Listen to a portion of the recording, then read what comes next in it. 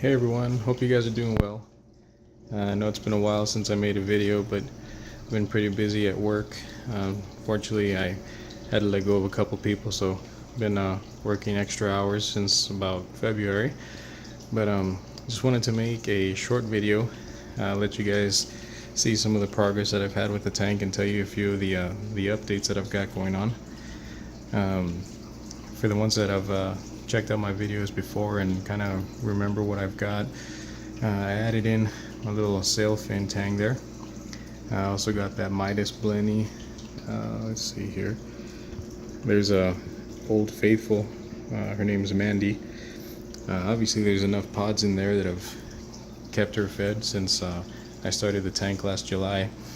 Another addition is the Wardley race right there, and I've also got a Starry Blenny somewhere blending in amongst the rocks there.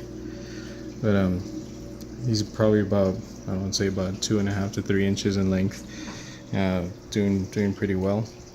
A few of the additions that I added coral wise is this Lobo here.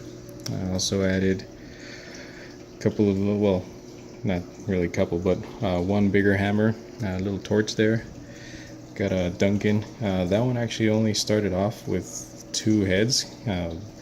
I don't recall the name that the guy in my local fish store said it was called, but it was about $30 a head, and so I was only able to afford 2 of them. But as you can see, I bought it probably 3 months ago, and it's grown exponentially since then. Everybody else is doing well. The only one I kind of have an issue with is my I think that one was the Eagle Eye and the Dragon Eye. There we go, my zoas. It's the Eagle Eye and the Dragon Eye zoas. For some reason, the Dragon Eyes are not too happy. They don't really open up all the way. The rest of them are doing pretty well, but I'm got to do a little bit more research and see what I can do to bring them back a little bit healthier. Kind of one of the changes that I'm going to make to the tank here is I ordered the 6-stage the RODI system from BRS. I actually ordered it in January, received it the first week of February, but quite honestly I've been so busy at work that I haven't had a chance to even set it up. But I do plan on building a nice little RODI station in my garage and setting that up. So I'll post the next video showing how I built it, some of the plumbing, the basic setup and whatnot. When once I get that going, I'm gonna start using this Coral Pro salt. It's a bit on the expensive side, but quite honestly, that little bucket of salt has got pretty much all the additives that the tank is gonna need. Normally I use some of the Aqua Vitro line of additives, but I pretty much just want to try to keep it as simple as possible. So if I can add all those additives just with the salt mixture, then that'll save me a little bit of time.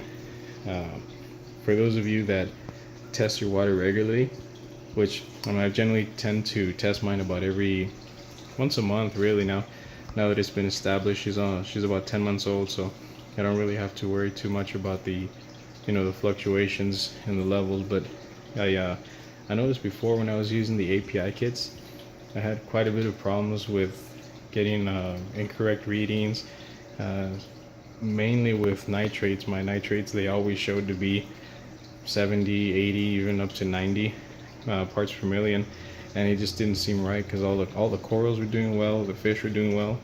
There was no signs of sickness or any stress in the fish. So I switched over to these Red Sea test kits. Now I know they're more expensive, but quite honestly they do work extremely well. There's a little bit of difficulty when you're trying to view the readings, but otherwise they seem to be very accurate. I would highly recommend, if you're using API, to switch. Again, I started off with API and it served my purpose for a while, but once I was able to upgrade to the more expensive test kits, it seems like everything has been working out pretty well. Pretty happy with the readings, but like I said, now I pretty much only test about once a month. I'm still doing about 8 gallons of water change every week. That roughly equates to a little over 20%, being that this is an 80 gallon. But I don't have any issues as far as algae growth. My lights are on for probably, say, about 8 hours a day. Of course, they do have a ramp time of about 3 hours, so it's a pretty fair light mixture. Haven't experienced any tank issues as far as algae growth, like I said. So I'll pretty much continue with my normal maintenance. I do have a video that I posted earlier in my video submission career, I guess you could say, where I discussed how I normally soak my filter socks in a bucket full of bleach. I kind of stopped doing that because I change out my filter socks usually about once a week now, which is why it makes a little bit more noise, just because it's allowing more water to flow through there. So what I do now is I've got about 7 or 8 of those 4-inch filter socks. I pretty much just throw those in the washer. I don't put any detergent in there, of course, and I just use straight Clorox. I wouldn't recommend going with the bargain brand from pretty much any brand, quite honestly, because I noticed that they still didn't come out clean. So once I switched to the actual Clorox brand, they come out perfectly. I mean, they look brand new every time I wash them. So that's one of the main changes that I made. I do plan on actually selling this tank. I've had a lot of success with it. I've been extremely happy with it as my starter tank, but quite honestly, it's time to upgrade. What my wife and I plan on doing is we've got this weird little room separator that really serves no function other than just being a catch-all, as you can see.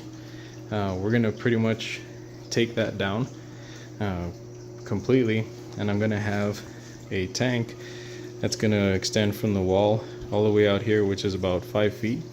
I'm gonna custom make it so it's gonna be 5 feet, 24 inches wide, 24 inches tall.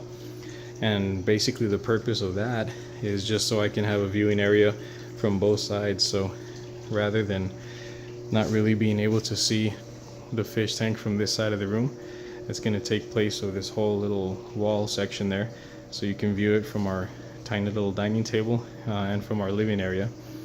It is going to have, from what I understand, they call it an island overflow.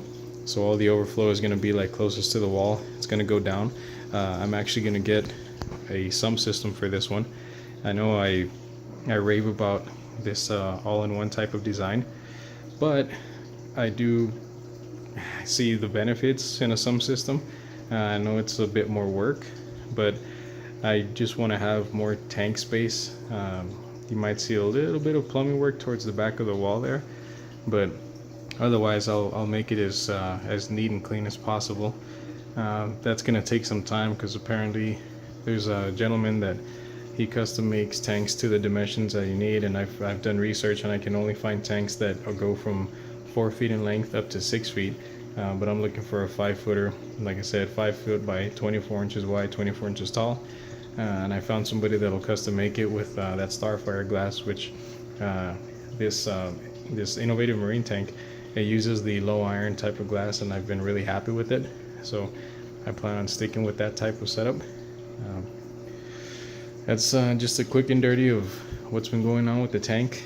Again, I apologize for not posting for several months, but I've been pretty busy with work and whatnot.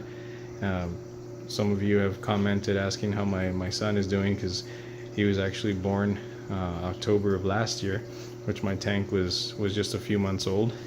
He's growing quite a bit. That's my big dog right there, taking his nap, so I'm taking advantage of this time to make a short video. I would appreciate any feedback you guys have, any comments, questions. Feel free to ask, and I'll lend as much advice as I possibly can. By no means do I consider myself an expert. I have had quite a bit of success and really no fatalities or casualties in my tank, so I will lend whatever advice I can possibly lend to anybody that has any questions or needs that they need to fulfill. Yeah, I appreciate you guys watching. Hope you guys have a good day. Thanks.